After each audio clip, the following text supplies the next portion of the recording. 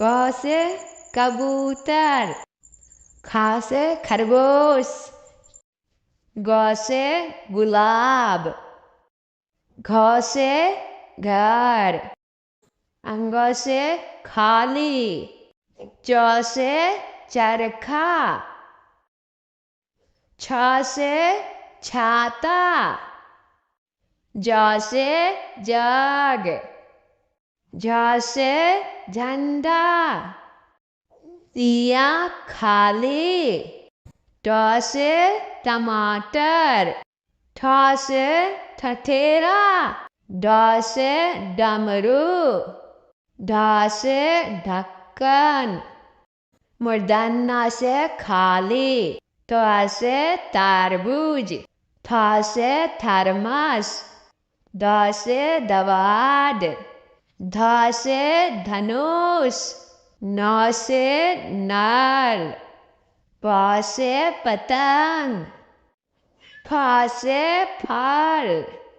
ब से बकरी, भ से भालू, म से मछली, य से यज्ञ, र से रथ, ल से लट्टू, व से वक, स से सलगम, स से षटकोण, स से सपेरा, ह से हाथी, अक्ष से क्षत्रिय, त्र से त्रिशूल, ज्ञ से ज्ञानी, अ से अनार, आ से आम,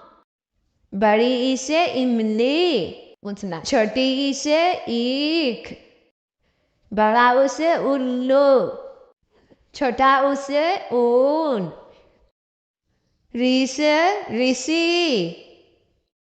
ते से एड़ी, ऐसे ऐनक, औ से उखली, औ से औरत, अंग से अंगूर,